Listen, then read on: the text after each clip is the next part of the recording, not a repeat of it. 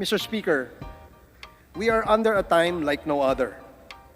Life as we used to live it has been suspended indefinitely. No one knows for sure how long still are we going to wait before what we know as normal returns. There are two casualties in this contagion. One is permanent and the other is temporary. Lives lost cannot be recovered, and with it, sufferings in families, communities, societies, and humanity as a whole. Scars are what will remain, a grim reminder of a distant past that we will choose to erase in our memories. If this contagion is not the end of the world, Mr. Speaker, then the other casualty will have a chance at recovery, and this is our economy. But the question is how, Mr. Speaker? Well, for our country, dozens of economic stimulus have been proposed and implemented. Yes, it will take time before our economy recovers. The downside is, while we wait, and though it recovers, one stark reality is clear. We are in deep, deep debt. All our economic stimulus packages are all anchored on borrowings. We have no choice. Or do we, Mr. Speaker? We have proposed in the recent years, and we have prospered in the recent years, and this is by and large credited to our service-oriented economy.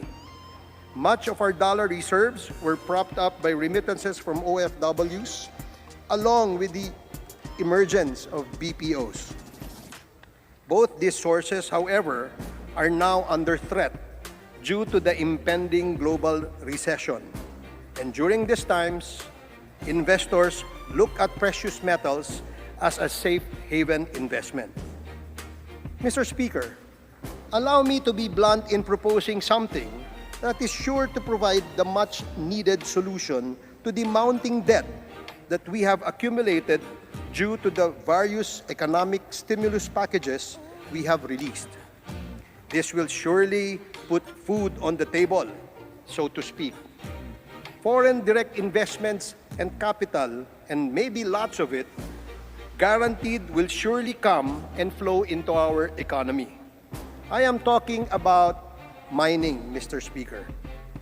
To give you an idea, right now as I speak, gold is trading at near $2,000 per ounce. While the world sits on indefinite uncertainty, this precious metal is at 10-year high. Several publicly available studies reveal that our country has been known to be heavily endowed with mineral reserves or resources. We have an abundance of gold deposits and other precious metals sitting beneath our soils, waiting to be extracted. One such example is the Tampakan mine, the largest underdeveloped copper-gold site in Southeast Asia and Western Pacific, where, according to mining experts all over the world, has an estimated of 16 to 18 million ounces of gold and more than 2 billion tons of copper.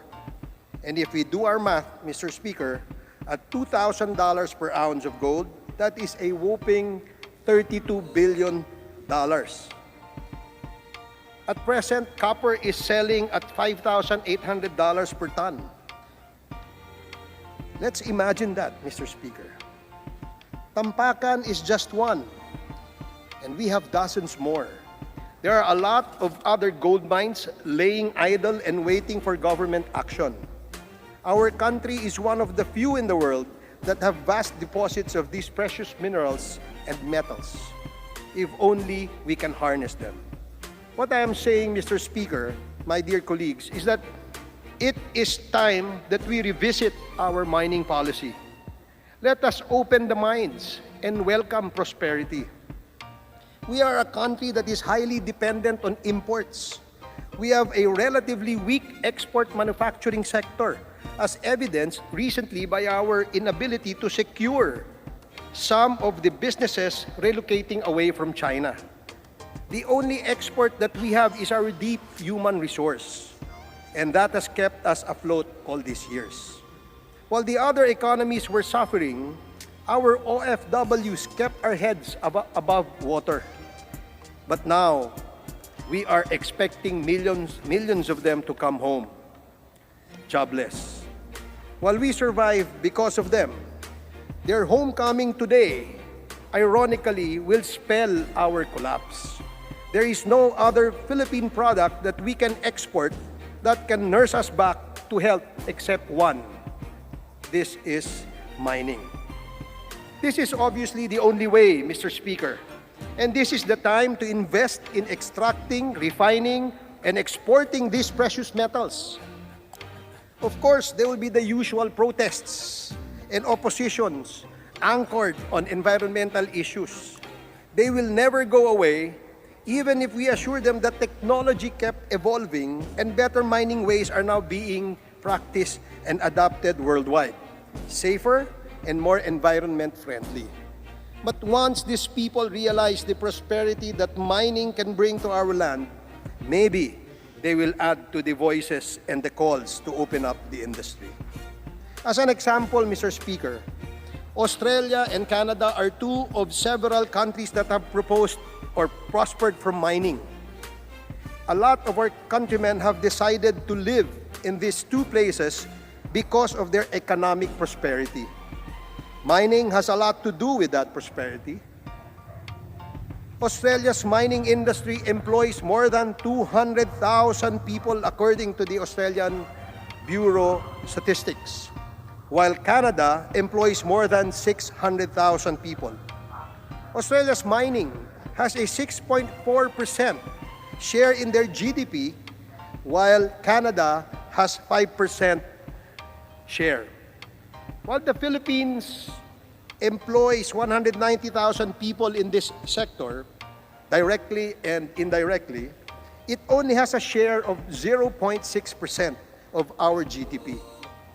This low number could be a result of the combination of low capital infused or employed, as well as the leakages, and therefore undocumented small-scale mining, which arguably is equally detrimental to the environment. Imagine if our mines are well-funded, transparent, and fully operational. They will surely easily pass the marks of these countries in terms of their contributions to their GDP. Include in the picture the benefits of a full capacity of this industry, Mr. Speaker, the taxes and fees that this industry pays the local and the national government. The excise taxes stand at 4% on both metallic and non-metallic resources. The income taxes, both corporate and individual. The benefits of the community within and around the mining sites, which are recipients of the company's social development projects as part of their corporate social responsibilities. The allied businesses that live alongside these projects and the people they employ. Opening these mines now will not only jumpstart the economy, but it will generate much needed revenues to the government for years to come. It is not a stopgap measure, nor a band-aid solution to possible economic doldrums that we will be experiencing post-COVID, but rather a long-term solution to our long-standing problems, which have become more complicated due to this unexpected visitor that is the COVID-19. Let us not look too far. Let us build around our country's competitive edge. Besides, these are God-given endowments, which I believe given to mankind to promote prosperity. In the coming days, Mr. Speaker, this representation will file a bill that seeks to review and revitalize the mining industry.